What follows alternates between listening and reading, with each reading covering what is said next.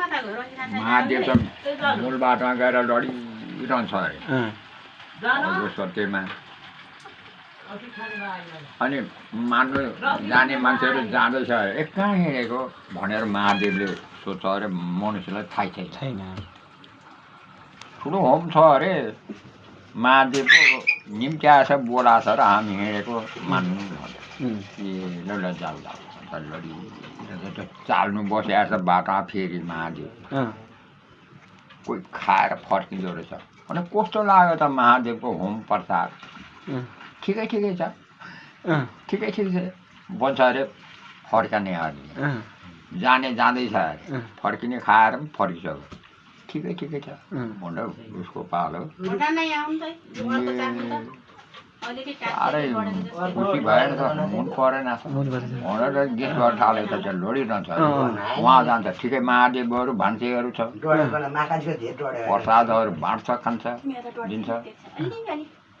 लु यो त भएन खुसी भएन यो संसार भन्नु लागेको छ मनमा। गएछ लु अब यो सक्यो फेरि उ गर्नुपर्छ फेरि झिकाउनु पर्छ अब झमट गर्नुपर्छ जहाँ टक्सी भाङ धत्कुकोहरू पार्वती र महादेव सल्लाह गरेर के को गोबरको दबाई बनाएछ खाबै क्या त्यहाँ अब त्यो गोबरमा चाहिँ भएन त्यहाँ के दबाई लगायो नि त त्यो चिटु लगाउँछु नि त हामी गोबरको दबाई बनाएछ खाबै। त्यहाँदेखि महादेवले उसिन्नु लगाएछ पार्वतीलाई बनाएछ रक्सी बनाएछ जाँड बनाएछ। त्यहाँ अब वर्ष दिन पछाडि कति दिन पछाडि फेरि निम्ति आएछ क्या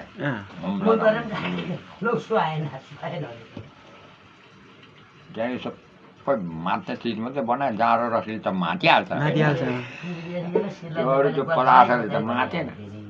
खुसी भएन जनता त्यहाँनिर त महादेव बाटोमा पनि ठिकै छ उहाँ पनि ठिक छ घरमा कस्तो लाग्यो त महादेवले ल्याएछ के खानादानाहरू के प्रसादहरू खुवायो एकदम रमाइन्छ।